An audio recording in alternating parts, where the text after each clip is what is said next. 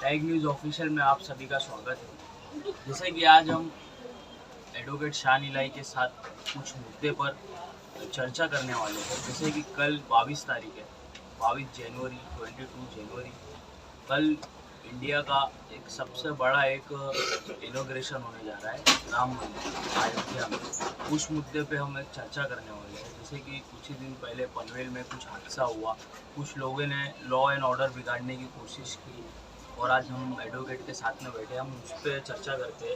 शान भाई, आपका क्या कहना है जो पनवेल में 3 दिन पहले जो एक हादसा हुआ, जो कि बड़ा हादसा होते होते बच गया, मुंबई पुलिस ने कंट्रोल कर दी, आप उसको ऊपर क्या कहना चाहेंगे? देखिए, सभी को पता है कि कल 22 तारीख को राम मंदिर का इनॉग्रेशन है और देश के प्रधानमंत्री उस इनॉग्रेशन को करने जा रहे हैं और देश के तमाम हिस्सों से लोग अयोध्या पहुंच रहे हैं।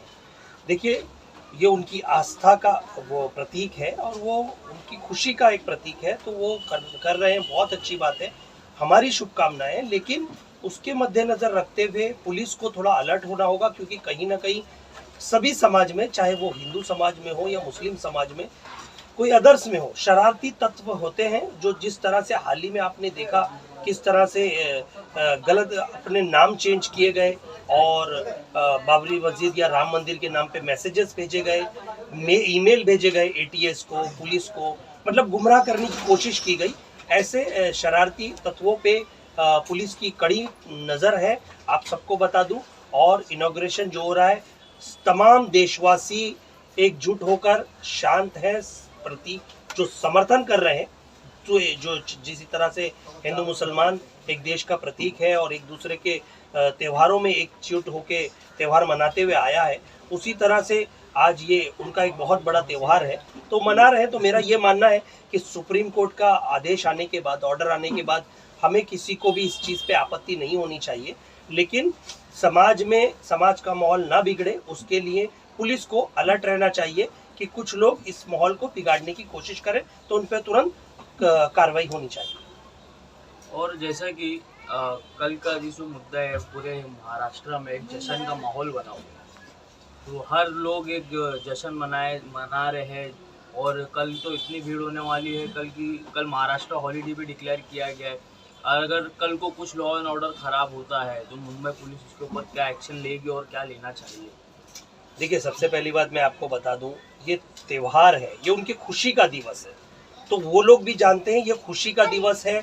वो लोग अपने स्तर पर समाज का माहौल ना बिगड़े, जिस तरह से अगर रैलियां निकाली जाए, कोई यात्राएं निकाली जाए, तो दूसरे धर्म का भी उसमें ख्याल रखा जाए। जिस तरह से मंदिरों के पास से, दरगाहों के पास से अगर वो रैलियां निकले, तो उसमें ऐसे स्लोगन ना दिए जाएं, ऐसे एग्रेसिव स्टेटमेंट ना दिए जाएं और कुछ आर्म्स लेके पुलिस उन्हें उस रैलियों में जाने की परमिशन ना दी जाए, तो माहौल कभी नहीं बिगड़ेगा। लेकिन कभी ना कभी आपको पता है, कुछ इसके पीछे हमेशा पॉलिटिकल हाथ होता है। आने वाले वक्त में आप सभी जानते हैं कि 2-3 महीने में लोकसभा के चुनाव है, तो लोकसभा के चुनाव, कुछ लोग तो ये भी कह रहे हैं कि आनन फानन में इस मंदिर की ओपनिंग की जा रही है, क्योंकि अभी तक आधा काम अधूरा है। ऐसा मैं नहीं कह रहा, ऐसा 4 शंकराचार्य ने कहा है, जिन लोगों ने बाबरी मस्जिद और जो राम मंदिर की जो लिटिगेशन थी, सुप्रीम कोर्ट पे जो पिटीशन फाइल हुई थी, उसके पक्षकार थे, उसमें ये पिटिशनर थे।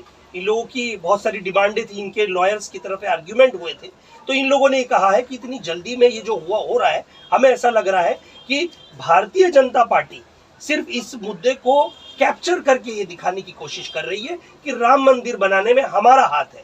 जबकि शंकराचार्य के एक स्टेटमेंट आया है, उन्होंने कहा है कि ना ही वो पिटिशनर थे, ना ही उन्होंने कोई इंटरवीन किया था इसमें, ना ही कोई आर्ग्यूमेंट हुआ था और उनकी तरफ से ना ही कोई पिटिशन फाइल हुई थी। ये सिर्फ एक पॉलिटिकल मुद्दा करके ये राम मंदिर का जो इशू है, इसे पूरी तरह से हाईजैक किया जाए भारतीय जनता पार्टी द्वारा। क्योंकि आने वाले वक्त में आपको सबको पता है कि मोदी जी फिर से चाह रहे हैं कि देश के प्रधानमंत्री बने, तीसरा टर्म पूरा हो। लेकिन उसके लिए हम देखिए, वो एक पॉलिटिकल इशू है, मैं उसे दरकिनार करता हूं। मैं सिर्फ ये कहना चाहता हूं कि राम मंदिर का जो इशू है, अब सुप्रीम कोर्ट का आदेश आ चुका है, सुप्रीम कोर्ट का आदेश आया है, हम सबको मान्य करना चाहिए। और जिस तरह से आपकी खुशी है, हम उस खुशी में आपके साथ खड़े हैं, लेकिन देश का माहौल ना बिगड़े, समाज का माहौल ना बिगड़े, इसका ख्याल रखा जाए।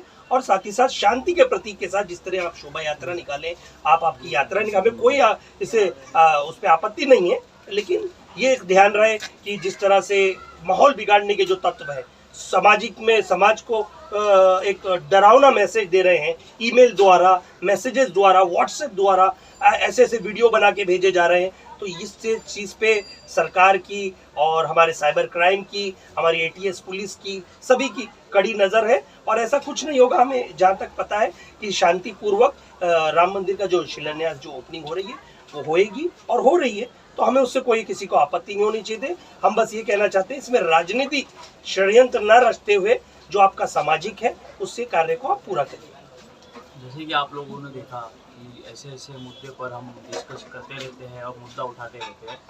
हमारे चैनल ऐसे लाइक करें, सब्सक्राइब करें और शेयर करें। Tag news official Altamash.